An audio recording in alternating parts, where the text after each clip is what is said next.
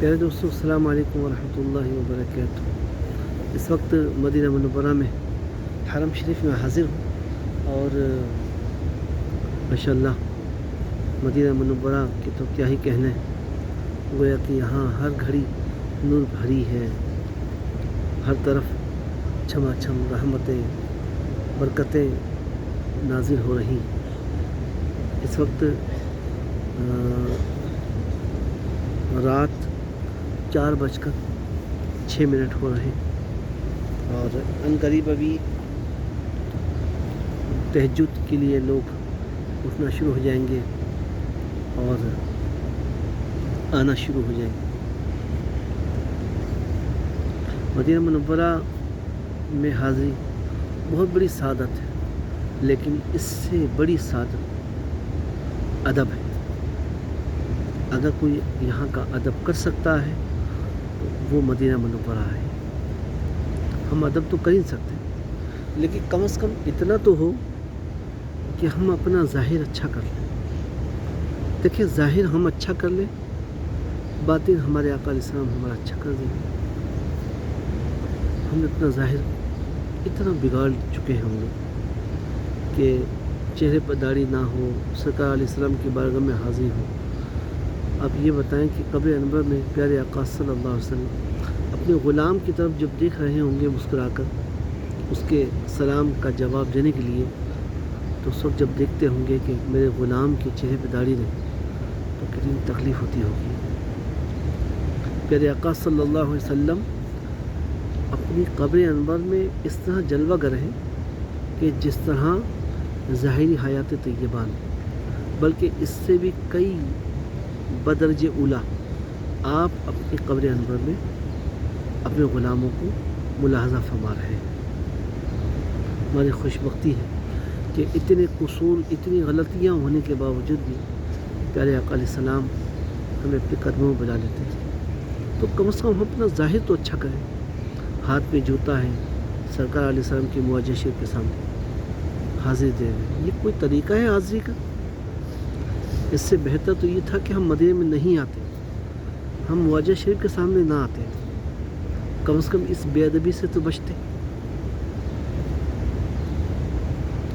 چہرے پر سنت مطابق داڑھی سجائیں، یہ داڑھی کو بدنام نہ کریں، چھوٹی سی داڑھی رکھ کر داڑھی کو بدنام نہ کریں، نہ کسی فقیر یا فقیر کے لکیر یا لکیر کے فقیر جو ہوتے ہیں ان کی مثال نہ دیں، شریعت کی مثال دیں۔ قرآن و حدیث کیا کہہ رہی ہے؟ وہ فلاں صاحب ہیں، بڑی علمی شخصیت ہے، بیان کرتے ہیں، چہرے پہ داڑھی ان کی بھی نہیں ہے پوری، تو بھائی وہ کوئی شریعت تو نہیں ہے نا۔ شریعت جو ہے وہ قرآن و حدیث ہے۔ ہمیں جو قرآن و حدیث میں جو حکم ہے نا، وہ پوری ایک مٹھی داڑھی کا حکم ہے، کسی کی مثال کی ضرورت نہیں ہے۔ اگر کوئی ایک مٹھی سے گھٹا رہا ہے تو وہ آپ کو دھوکہ دے رہا ہے، اپنی ذات کو دھوکہ دے رہا ہے، سنت کے مطابق نہیں چل رہا، اس کا اپنا تو ستیہ ناس ہے، وہ آپ کا سوا ستیہ ناس کر دے گا۔ تو ایسے لوگوں سے بچیں اور سنت کے مطابق سنت کے سانچے میں اپنی زندگی کو ڈھالیے۔ دعوت اسلامی کا ماحول بہت پیارا ماحول ہے، آئیے دعوت اسلامی کے ماحول سے وابستہ ہو جائیں۔ انشاءاللہ یہ ایک واحد سنیوں میں اس وقت روئے زمین پر ایک واحد دعوت اسلامی ہے کہ جو ہمیں نیک بنا رہی ہے۔ دعوت اسلامی کو ہٹا دیں، سنیت ختم ہو چکی ہے۔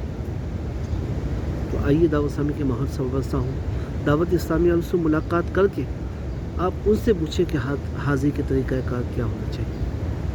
اس کے علاوہ آپ کو کوئی نہیں بتا پائے گا۔ حاضری کا ڈھنگ، حاضری کا انگ آپ کو دعوت اسلامی والے بتائیں گے۔ تو اللہ تعالیٰ کی بارگاہ میں دعا ہے کہ ہمیں با ادب بنائے، با ادب لوگوں کی صحبت میں بیٹھنا نصیب کرے۔ ہمارے پاس علم نہیں نا، تو ہم کم از کم علم والوں کے پاس بیٹھیں۔ ہمارے پاس ادب نہیں تو ہم با ادب لوگوں کے ساتھ بیٹھیں۔ اللہ ہمیں ان کی برکت سے ادب عطا فرما دے۔ تو حاضری دینا ہے ادب کے ساتھ۔ آپ نے دیکھا ہوگا جب ہم کسی کے گھر میں مہمان کے طور پہ جاتے ہیں تو ہم کپڑے صاف ستھرے پہنتے ہیں، ہے نا، اور اس میزبان کی دل جوئی کی نیت سے ہم وہ عمل کرتے ہیں کہ جس سے اس کا دل خوش ہوتا ہے. اگر ہمارا 2-4 دن اس کے گھر پر رکنا ہو جائے تو ہم بستر کو صاف رکھتے ہیں, تکیے کو طریقے سے رکھتے ہیں, اور میزبان ہمیں جو بھی پیش کر دے کھانے کے لیے ہم کبھی شکایت نہیں کرتے, خوشی خوشی کھا لیتے ہیں. اور کھانا اگر پسند بھی نہ آئے تو ہم بولتے ہیں ماشاء اللہ بہت پیارا بنا ہوا ہے. ہم مدینہ پاک میں یہاں کا کھانا اگر ہماری سمجھ میں نہ آئے تو لفظ یہ کہیے کہ میں اس کھانے کے قابل نہیں ہوں, نمک تیز ہے, مرچیں تیز ہے, میٹھا تیز ہو گیا ہے, چائے میں میٹھا تیز ہے, پتی کم ہے. یہ شکایتیں مدینہ منورہ میں کرتے ہیں. یہ کون سا طریقہ ہے حاضری کا؟ مدینہ منورہ میں کسی چیز کو برا نہیں کہنا, ہر چیز یہاں برکت والی ہے, استعمال کریں. اور اگر نہیں کھانی تو یہ کہہ کر ہٹ جائیے کہ میں اس کھانے کے قابل نہیں یا اس چائے کے قابل نہیں, تاکہ ادب قائم رہے. اچھا, میں عرض کر رہا تھا کہ جب ہم کسی کے مہمان جاتے ہیں, مہمان کے طور پہ جاتے ہیں, تو ہم کھانے کی شکایت نہیں کرتے. چائے, شربت اور بریانی جیسے بھی ہو ہم اس کو قبول کرتے ہیں, کھا لیتے ہیں.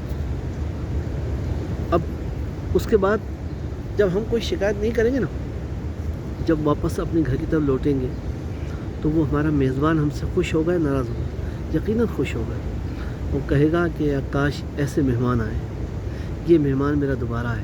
وہ تمنا کرے گا, آپ کی میزبانی کی تمنا کرے گا, آپ مہمان نوازی کی تمنا کرے گا کہ میں اس کی مہمان نوازی کروں, اس کی خدمت کروں. تو پیارے آقا صلی اللہ علیہ وسلم ہمارے میزبان ہیں مدینہ منورہ میں, اور ہم یہاں آ کر کبھی پانی کی شکایت, کبھی چائے کی شکایت, کبھی شربت کی شکایت, کبھی کھانے پینے کی شکایت. تو یہ بتائیں کہ پیارے آقا صلی اللہ علیہ وسلم سے راضی ہوں گے؟ کبھی نہیں. ہم نے مدینہ منورہ میں کسی چیز کی شکایت نہیں کرنا. جو بھی ملے آپ سر خم تسلیم کیجیے. جو لنگر آپ کے حصے میں آ جائے سعادت سمجھ کے اس کی کھائیے, اسے کھائیے. انشاءاللہ سعادت ملے گی اور باادب رہیں گے تو انشاءاللہ سرکار صلی اللہ علیہ وسلم کرم فرمائیں گے, میرا غلام دیکھو میری ہر چیز کو سر خم تسلیم کر رہا تھا, اب اسے دوبارہ بلایا جائے. تو ہمارے آقا علیہ السلام میں میزبان ہیں, ہمیں پھر بلائیں گے اگر ہم اچھے مہمان بن کے رہے. یہاں بستر کا خیال کیجیے, تکیے کا خیال کیجیے, صفائی کا خیال کیجیے. روم میں انتظار نہ کریں کہ کوئی صفائی کرنے والا آئے گا, خود صفائی کر لیجیے.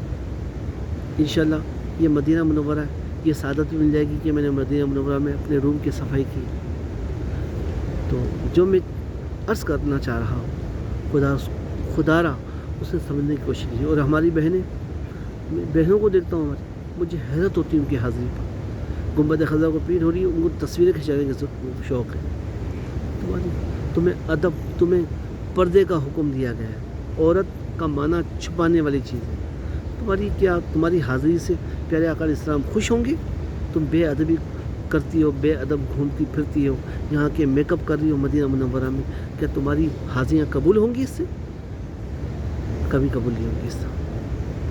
پیارے آقا صلی اللہ علیہ وسلم جو ہمیں تعلیمات عطا فرمائی اس پر ہمیں چلنا ہوگا. آپ اپنے ملک میں رہ کر آقا علیہ السلام نے جو ہمیں ارشادات فرمائے ہیں, جو احکامات جاری فرمائے, ہم اس پہ عمل کریں. انشاءاللہ مدینہ منورہ سے زیادہ ہمیں اپنے گھر میں رہ کر بھی برکتیں ملیں. کیا ہمارے آقا علیہ السلام کی کیا مشکل ہے؟ ہم اپنے گھر بیٹھے اپنے جلووں سے آراستہ کر دیں. بے شمار بزرگان ایسے تھے جو مدینہ منورہ نہیں آتے تھے, لیکن آقا علیہ السلام کے فرامین پہ چلا کیا کرتے تھے. تو سرکار علیہ السلام روزانہ ان کو اپنی زیارت سے نوازا کیا کرتے تھے. تو بس جو میں عرض کرنا چاہ رہا ہوں اس کو سمجھنے کی کوشش کیجیے. آپ میری بھی دعا کریں کہ میں جب تک یہاں مدینہ منورہ میں ہوں اللہ مجھے باادب رکھے, میں یہاں کے ذرے ذرے کا ادب کر سکوں. اور میں آپ کے لیے دعا گو ہوں کہ اللہ آپ کو جلدی لے آئے, لیکن باادب بنا کر لے کر آئیں اور اپنے جب بھی مدینہ منورہ میں آئیں اپنے آپ کو باادب بنا کر لے کر آئیں، اور ادب قدم قدم پر ادب کو ملوث خاطر رکھیں۔ انشاءاللہ وہ وقت دور نہیں کہ ہم بار بار مدینہ منورہ آئیں گے انشاءاللہ۔ اللہ کی بارگاہ میں دعا ہے کہ عمل کی توفیق عطا فرمائے، آمین۔